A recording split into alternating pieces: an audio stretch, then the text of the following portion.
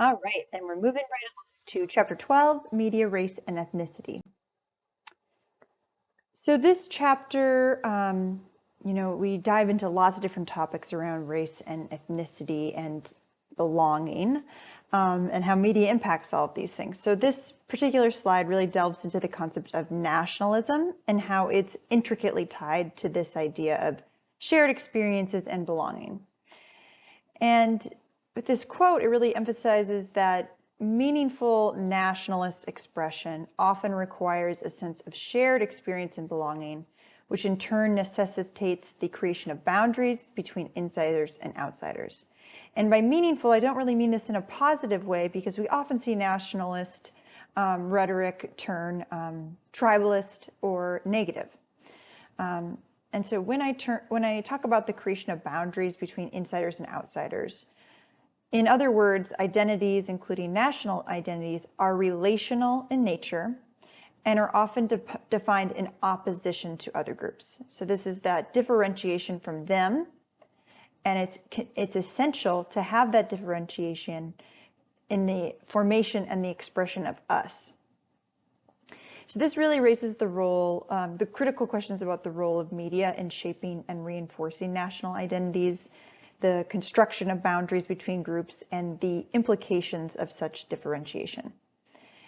And again, this plays such a significant role in shaping our perceptions of race and ethnicity, as we really talked about in our last chapter.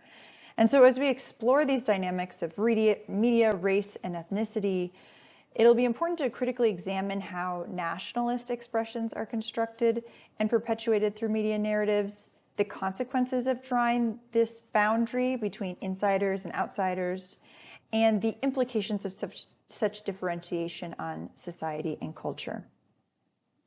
And by analyzing these themes, we can really get a deeper understanding of how the complex interplay between media, race, and ethnicity and identity, and how they shape our perceptions and experiences of the world around us. And this gets into the idea of how news values can shape media representations of non-white, I don't like to use that term, people of the global majority, really, and parts of the world that were previously colonized, as we can see in this map here. I really don't enjoy the terms Western, non-Western. It's very interesting even thinking about how we frame that language around developing, developed. Again, that's a big term that is used, and it's all of these terms are very loaded and create this sense of otherness and superiority. So this quote really highlights how news values often lead to our sparse representation of other parts of the world that are not the United States, particularly among lower income countries or countries that were previously colonized. And when they're covered, it tends to be dominated by this sort of high amplitude negative narrative centered around conflict, famine, and violence. And this pattern of media coverage can perpetuate stereotypes and really contribute to a narrow and biased portrayal of these regions. It can also simultaneously lead to these sort of romanticized depictions of exotic traditional cultures within this sort of tourist-oriented representation. So again, we're seeing them through the lens of Western media without really looking at the media that they create and the stories they tell about themselves. And these romanticized images can tap into this broader form of Orientalism, as described by the book, and which is a fear and fascination with the exotic, irrational other. And again, this really distorts our view and can perpetuate stereotypes just by this media reporting. So I just want to give an example. So let's look at any of the media coverage that comes out around basically any country in Africa. So this media coverage often focuses on issues of poverty, disease, and conflict, while really neglecting the diversity, complexity, and achievements of the continent. I mean, we can even we even see it as this country of Africa, when in reality it's many countries, all with different, lives and experiences and cultures. And, even I think it was George Bush that said, something like, we have to help the country of Africa. So we see this all the time, and this really can reinforce negative stereotypes about people from Africa and its people, its diverse people, really making it sort of one-dimensional and skewed representation.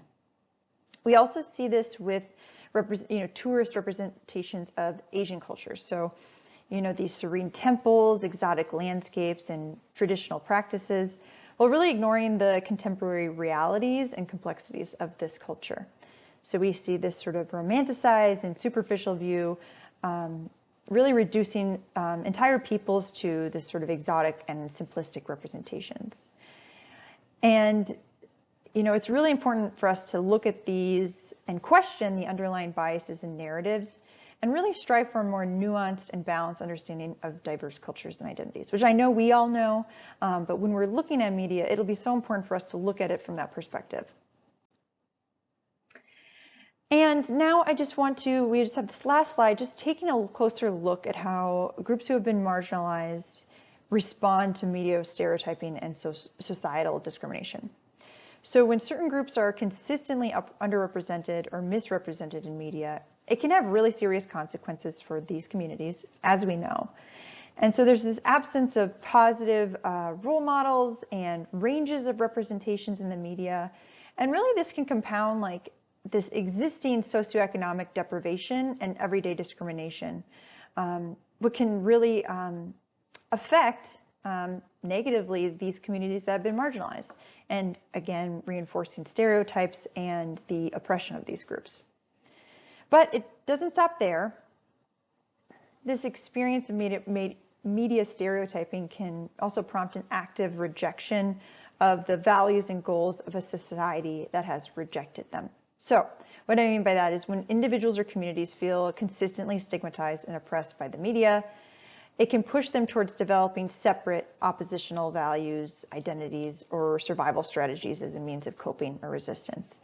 And I don't mean oppositional in the negative sense, but in the sense of it is a value that might be in opposition to what the dominant narrative is, simply because the dominant narrative has never included them. So what are some of these oppositional values and survival strategies that they might employ? So you might think about this through cultural preservation. So this is really prioritizing and preserving and celebrating cultural heritage. And it's very interesting that you can see the ways in which dominant culture does not like that and actively rejects it. But we can see this as a way for these folks to really assert their identity and resist assimilation into a dominant culture that has never accepted them and likely never will, even if they do assimilate, right? Then we see activism and advocacy. So we see this a lot: protests, demonstrations, and advocacy campaigns, really working to challenge these oppressive structures and promote social justice. Solidarity and community building. So members of groups who have been marginalized may come together to form these supportive communities and networks as a survival strategy. So building networks of mutual support, creating safe spaces, and really fostering solidarity among individuals and communities facing similar forms of oppression. And really this can, even though this was created as a way to survive, it also has, allows for the creation of belonging and support in the face of this discrimination. Again, this shouldn't have to exist, but this is what has had to happen so that they are able to survive no matter how much dominant culture tries to tear these communities apart or make them assimilate. And as far as these are just examples and strategies, but this will really vary greatly depending on specific context and group dynamics. Okay, that's it. So we're going to dive into Chapter 12's reflection and discussion questions. Okay, so I kind of want to do something we did very similar to Chapter 11, where we explore these two certain ideas in relation to each other, right? So for the first question, choose a historical example of media representation of race and ethnicity. And by historical, I mean within, something that hasn't been within the 21st century. And analyze how it perpetuated harmful stereotypes or contributed to discrimination based on race and ethnicity. How did this representation impact society and contribute to inequalities? And what could have been done differently? And so this could be, you could look at forms of media, newspapers, magazines, films, TV advertising, TV shows, and how they portrayed certain racial or ethnic groups in a biased or discriminatory manner. So for instance, you look at how Black Americans were portrayed in the 19th and early 20th century in this sort of minstrel show as these sort of caricatures, and there's these characters as opposed to real people. And this is the minstrel shows we still see remnants of that to this day, and these sort of how these characters that we've created for Black Americans, well, not recognizing the diversity of people.